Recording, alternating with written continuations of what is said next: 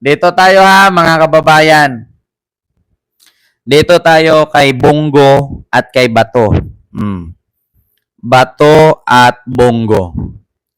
Alam mo, sa totoo lang mga kababayan, nakakapanghinayang, sayang naman.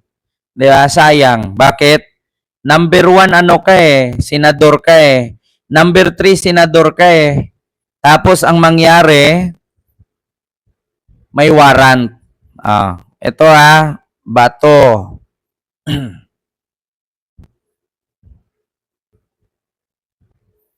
Aanhin mo yung ito na.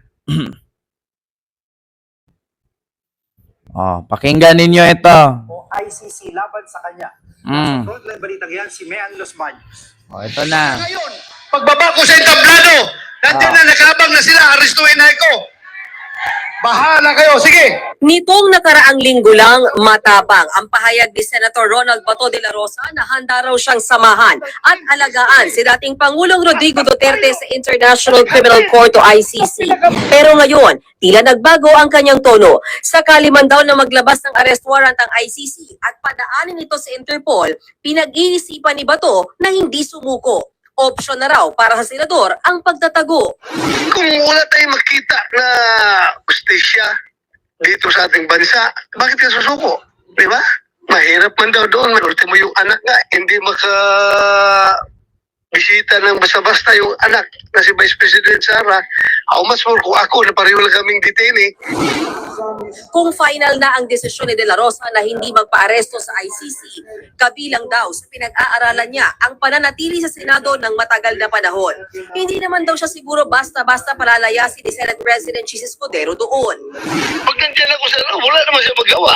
Nauna nang sinabi ni Senate President Escudero na base sa institutional courtesy at tradisyon na pinapatupad ng Senado, hindi pwedeng maaresto ang isang senador na nasa loob ng Senate premises, may session man o wala. Pero inaasahan din daw ni Escudero na hindi pang matagalan ang paglalagi sa loob ng Senado dahil kailangan pa ring harapin ng mambabatas ang kanyang kaso, lalo na kung naayos na ang kanyang depensa. Rinig nyo, mga kababayan. Narinig nyo. Sabi niya, kailangan magtago siya sa loob ng Senado. Sabi ko nga sa inyo mga kababayan, si Bato kailangan talaga manalo. Bakit? Kapag hindi manalo si Bato, wala siyang ibang pagtataguan kundi ang Senado lang. Pero ayon kay Senate President Chis Escudero, kahit sabihin, di ba? Kahit sabihin mo na pwede kang magtago sa loob ng Senado, pero kailangan mo pa ring harapin yung kaso mo. Sabi ko sa inyo, yan lang ang tanging pag-asa ni Bato. Sabi nga niya, hindi po pwedeng ganun. Bakit? Yung anak nga, Vice President, hindi nga halos makapasok doon kay Digong. Pinahirapan nga nila. Sabi niya, kailangan daw niya sumuko, sumurrender, at pupunta doon para alagaan daw si Digong. Bakit ngayon biglang nag-ibang statement? Di ba? Pakinggan niyo ulit, Kung final na ang desisyon ni De La Rosa, National Criminal Court o ICC. Pero ngayon, tila nagbago ang kanyang tono. Sakali man daw na maglabas ng arrest warrant ang ICC at padaanin ito sa Interpol, pinag-iisipan ni Bato na hindi sumuko. Ayan Option na raw para sa senador ang pagtatago. Kung wala tayong makita na justisya dito sa ating bansa, bakit ka susuko? Di ba? Mahirap man daw doon. Ultimo yung anak nga, hindi bisita ng basta-basta yung anak na si... Di ba? Bakit daw siya susuko kung hindi siya makahanap ng hustisya? Mahirap man daw doon. Sabi niya, mahirap daw sa loob. Si Sara nga, nahihirapan sabi ko sa inyo mga kababayan, umpisa lang yung bring it on, bring it on. Walang immunity ang senador. Sabi dito, hindi siya lusot sa warrant of arrest. Sabi ni Ma'am Elina, tumapang bigla. Tapos ngayon, biglang magtago, ayaw Kailangan ni Bato manalo, mga kababayan. Ngayon, speaking of Bato, baka nakalimutan po ninyo, siyam po ang warrant of arrest. Ngayon, ano ba ang sabi doon sa People's Tribunal. Nung na guilty si Digong sa crimes against humanity and another 9 na may kaso. Oh, hindi pinangalanan kasi ang nakalagay redacted. So ngayon, sino ba ang mga kasabwat ni Digong sa paggawa ng war on drugs or EJK na yan? Si Bato, si Bongo, Albayalde, si Danao, si Digong, si Sara. 6 pa lang yung pinangalanan ko. Wala pa yung 3. May 3 pa. Sabi ko sa inyo mga kababayan, pasok ang 5 manok ni Sarang Senador, tagilid ang 2 kasi nandyan ang ICC, 50-50 ang isa kasi yan si Aimee, alam nyo naman, pag dumating ang panahon na magbaha ng malakas,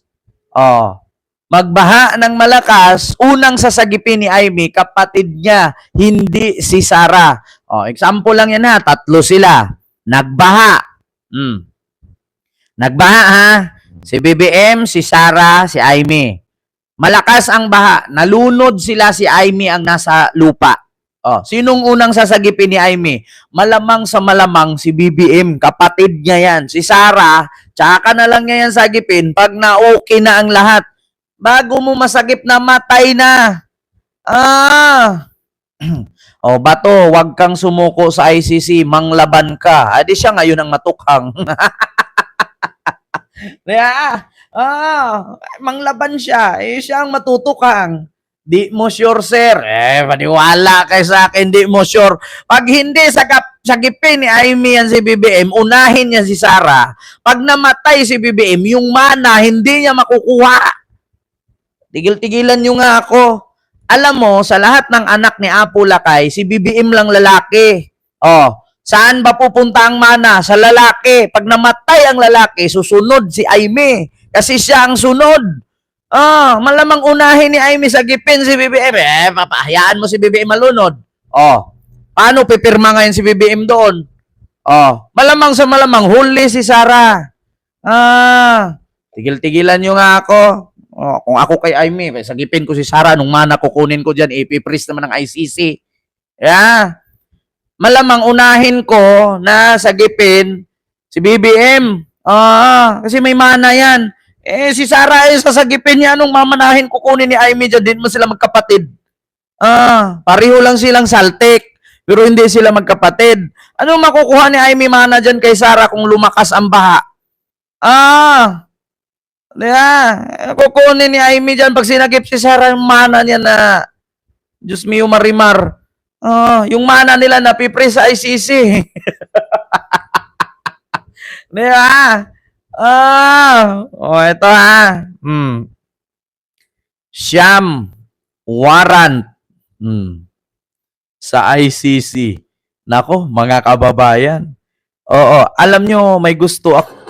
Siyam na individual ang tinukoy bilang kapwa-akusado ni dating Pangulong Rodrigo Duterte sa kasong Crimes Against Humanity.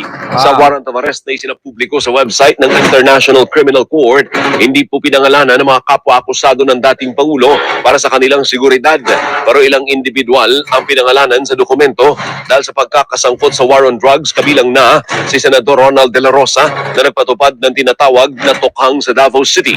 Binanggit din ang pumalit kay De La Rosa bilang hepe ng Davao City Police na si Vicente Danao. Nakasad din sa dokumento ang mga pahayag ni dating Pangulong Duterte, gayon din ang mga ordinansa, dokumento sa PNP at testimonya ng mga testigo sa mga ebidensyang ginamit para sa aplikasyon ng warrant of arrest. Noon na sinabi ni De La Rosa na handa siyang samahan si dating Pangulong Duterte sa The Hague sakaling siya iba-aresto.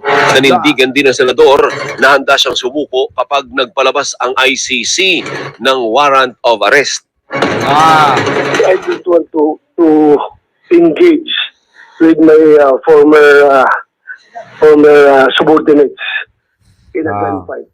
Diba? It's gonna be useless. Sabi ko sa inyo, mga kababayan, Alangan magpagbarilan ako sa kanila. ito, may pabasa ko sa inyo, mga kababayan. Ready na ba ang lahat? Ayan na si General Torre, sumisilip na. Oh, Bato, Bongo, ready na ba ang lahat? Sumisilip na si General Torre, oh. Ayan na. Oh, basahin ko. Excited ka na ba? Ready ka na ba?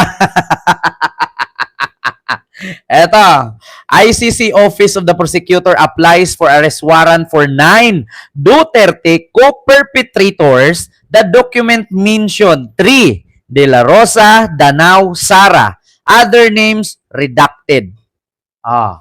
Sabi ko sa inyo mga kababayan, ready ka na ba? Sumisilip na si General Torre. Ready ka na ba? Ang eroplano, nandoon lang ha. Nung nakaraan, dumaan ako doon. Nandoon lang nakapark sa Villamor Air Base. Yeah. Ay nako. Ayan na. Sabi ko sa inyo mga kababayan, may narinig ako, ayoko pangunahan na. May narinig ako nung nakaraan na yung warrant daw, ito narinig ko lang hawag, kay maniwala, chismis lang to. Alam nyo naman pag chismis. Ma'am Miriam Suzuki, hello po. Ma'am Brinda Barton, hello po. Alam nyo naman pag chismis mga kababayan, minsan totoo, minsan hindi. Huwag kayong maniwala ha. Ito, huwag kayong maniwala. Pero may ikwento ako sa inyo. Narinig ko lang. Baka ipakalat ninyo, fake news ako. Chismis nga eh. Sabi ko nga, hindi ito totoo. Pero, meron ako